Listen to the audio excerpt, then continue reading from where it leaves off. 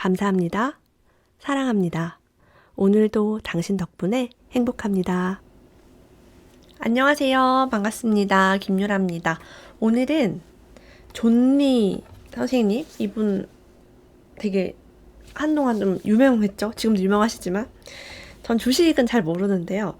이분 되게 최근에 유튜브에도 많이 나오고 책도 되게 잘 됐다고 들었어요. 엄마 주식 사주세요.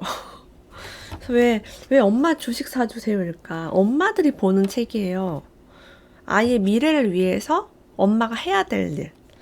당신은 부의 창조자가 되고 싶은가 파괴자가 되고 싶은가 라고 묻습니다.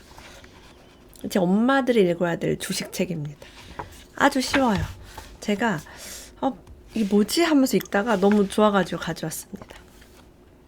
고등학생 자녀 한 명당 월 평균 200만 원이 사교육비로 나가는 집도 있다고 하니 자녀가 둘 이상이면 저축은 꿈도 못 꾸겠다라고 해요.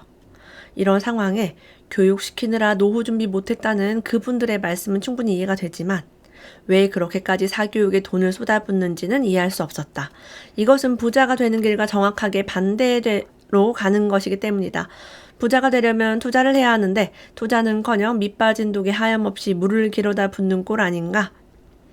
공부 잘하는 학생, 성실한 월급쟁이로 만드는 것이 최선이 아니다. 안정적인 것만 추구하는 것이 오히려 미래를 불안정하게 만든다는 사실을 깨달아야 한다.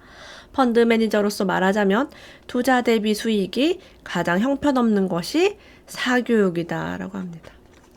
자, 이 책의 첫 이야기가 바로 이렇게 시작이 됩니다. 자, 이제 공부를 잘해서 좋은 대학에 나오고 취업을 해서 부자가 되는 시대가 아니라고 해요. 월급만 가지고는 평생 걸려도 집 한 채 마련하기 어려운 시대다. 자본주의 사회에서 가장 효율적으로 돈 버는 방법, 그것은 자본가가 되는 것이다. 부자가 되려면 남을 위해 일하지 말고 자신을 위해 일해야 한다. 월급쟁이는 남을 위해 일하는 것이다. 취직을 하려고 노력하는 것보다 자신이 회사를 차리는 것이 부자가 되는 가장 빠른 길이다. 취직을 할 수밖에 없다면 차선책이 바로 주식을 사는 것이다. 여기까지 우리가 너무 공감하지 않나요? 그래 공감해. 그럼 그 다음에 우리는 뭘 해야 하는데? 라고 퀘스천을 할 수 있겠죠. 우리 회사에서는 수능시험에서 만점을 받았다는 학생은 뽑을 것 같지 않다. 다양한 경험을 쌓은 사람이 필요한데 쓸데없이 너무 공부만 했을 가능성이 크기 때문이다. 다양성이 무척 중요한 시대인데 공부만 잘하는 것은 아무 의미가 없다. 최근에 저희 아들이 하버드 대학교에서 조사한 어떤 연구 결과를 저한테 얘기해 줬어요. 심부름을 집안에서 하고 자란 아이들이 창의성도 좋고 능력이 뛰어나다라는 그런 연구 결과를 들었다고 했나 봤다고 했나. 그럼 저한테 뭐라고 얘기했냐면 엄마 심부름을 하는 건 좋은 일이야 라고 했어요. 제가 뭘 시켰거든요.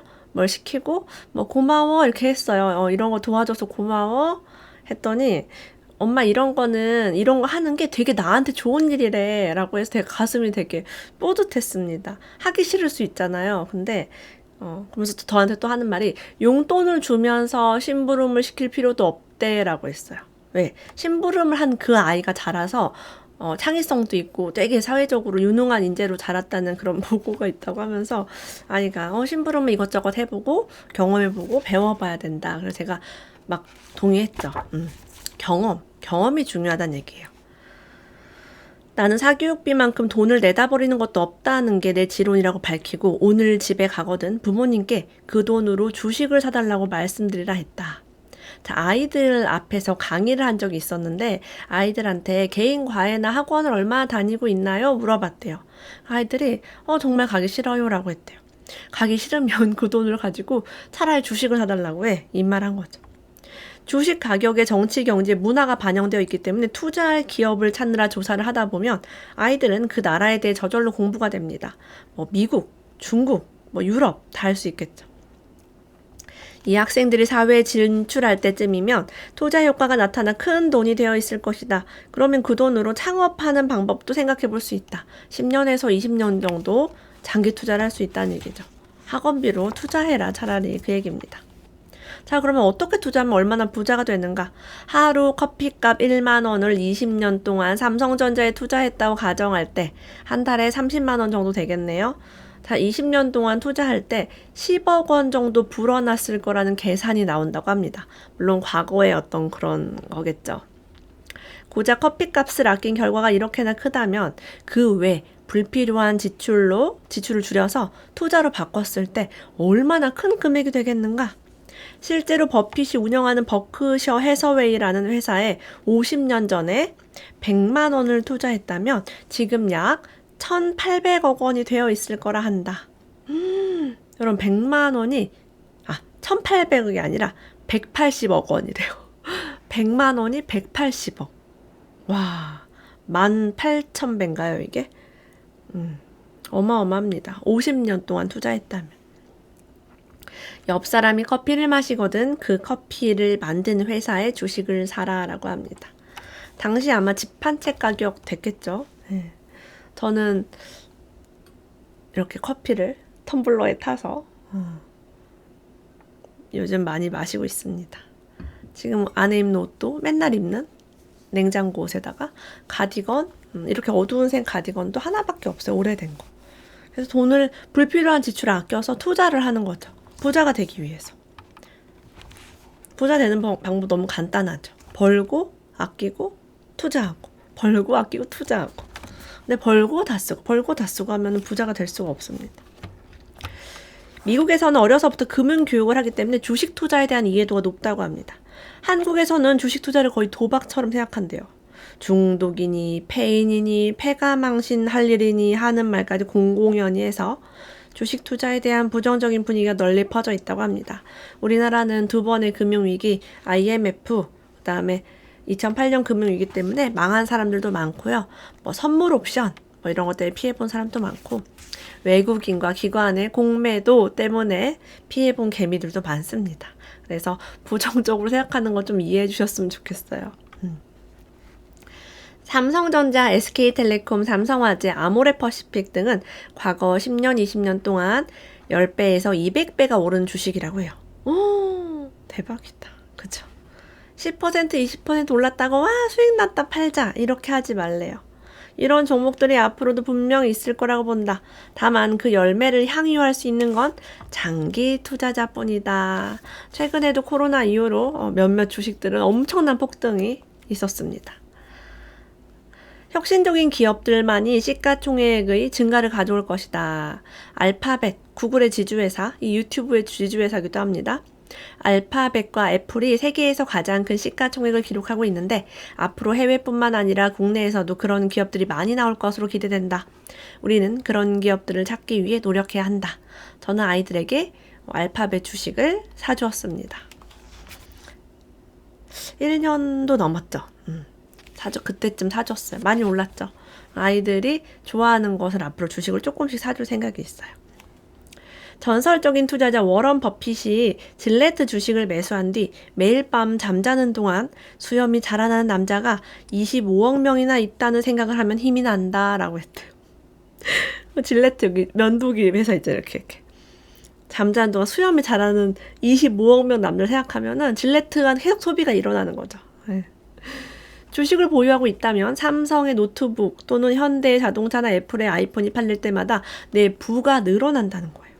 사업자의 마음으로 주식을 사고 동업자의 마음으로 그 기업의 성장을 지켜봐야 된다. 막 샀다 팔았다 하고 막 떨어졌다고 팔고 막 불안해하고 그럴 필요 없다는 거예요. 전업주부라면 장을 볼 때 매장에서 가장 좋은 자리에 있는 상품이 무엇인지, 야외 활동을 좋아한다면 인기 아웃도어나 식품을도 보고 이런 것들을 보고요. 게임을 좋아하는 아들을 두었다면 아들한테 게임 회사에 대한 정보를 물어봐도 좋을 것이다. 게임 좀 그만해라 라고 야단치는 대신에 아들과 함께 게임 회사를 분석하며 주식 투자 이야기를 할 수 있는 부모라면 얼마나 현명한 부모이자 현명한 투자자인가 라고 했습니다. 주식에 대한 철학이 확고한 사람은 과소비를 하지 않는다. 소비를 투자로 바꾸었을 때 그 열매가 크다는 걸 알기 때문이다. 부자처럼 보이려고 명품백이나 옷을 사는 사람들과 매일매일 여윳돈을 투자한 사람들 간에는 시간이 갈수록 부의 차이가 나타날 것이다. 여유자금은 오늘 아낀 돈이다. 제가 실제로 그 주식 투자인데 VIP들만 듣는 강의장에 간 적이 있어요.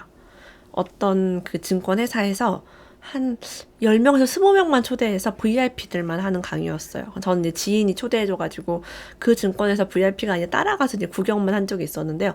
정말 놀라웠습니다. 그 증권회사 잔고만 수십억 원이 있는, 현금 주식이 수십억 원이 있는 사람 되게 부자잖아요. 근데 딱 모였는데 정말 누가 부자인지 알아볼 수 없었어요. 그냥 평범한 운동화, 청바지, 막 그냥 한 옷이나 입고 오셨더라고요. 뭐 이렇게 막 정장을 입었다던가, 뭐 예쁘게 입었다던가, 액세서리를 막 하고 왔다거나 그런 분이 없어. 진짜 아무렇게나 그냥 동네 슈퍼 나오듯이 오셨어요. 내가 그래서 그때 강의자분이 저기 계신 분들 자산이 얼마 이상이신 분들이라고. 내가 대박. 근데 그분들은 보통 우리 부동산 모임이나 다른 사업가들 모임 가면 막 명함 주고 받고 막 인사하고 이러거든요. 근데 그 모임은 주식하시는 분들은 서로 옆 사람이랑 이렇게 막 명함을 주고 받는다거나 막 반가워한다거나 그런 게 없더라고. 신기합니다. 저의 경험입니다. 네. 여기에 이제 그 얘기가 나와가지고 하는 말이에요. 자, 명심할 것은 절대 빚을 내어 투자하면 안 된다는 것이다. 여유 자금으로 해야 한다. 빚을 내어 투자하면 오래 보유할 수가 없다. 월급의 일정 부분, 그리고 당장 없어도 크게 문제되지 않은 자금을 투자해야 된다라고 합니다. 다음 학기 자녀 등록금을 내야 한다거나 1년 뒤에 올려줘야 하는 전세돈은 여유 자금이 아니다. 반년 동안 돈을 불려줄 만한 주식이 어떤 것인지 나는 모른다. 그리고 그걸 아는 사람이 있으리라고도 생각하지 않는다. 주가는 단기적으로 예측이 가능하지 않기 때문이다. 라고 합니다. 주식 투자하면 우리가 워런 버핏을 많이 떠올립니다. 버핏이야말로 자본주의를 가장 잘 이해하는 사람이라고 생각한대요. 그는 초등학생 시절 친구들이 캔디를 사 먹는 것을 보고 자신도 사 먹는 대신 캔디를 판매하는 기계를 설치했다고 한다. 캔디의 달콤함보다 친구들이 캔디를 사 먹을 때마다 자신의 주머니로 들어오는 동전의 달콤함이 더 크다는 걸 안 것이다 라고 합니다. 야, 똑똑하다. 네, 친구들이 사탕을 좋아하니까 사탕 기계를 설치했대요. 자, 그래서 이 책을 수십 년 전에 만났더라면 내 인생이 완전 달라졌을 것이다 라고 생각합니다. 부자가 되려면, 자식이 잘 살기를 바란다면 우리 엄마부터 생각을 바꿔라 라고 합니다. 여러분, 은행 이자 너무 적죠? 우리 주식 공부해서 우리 아이들에게 조금씩 주식을 사서 모아주는 거 어떨까요? 오늘도 함께 해주셔서 감사합니다. 다음에 또 만나요.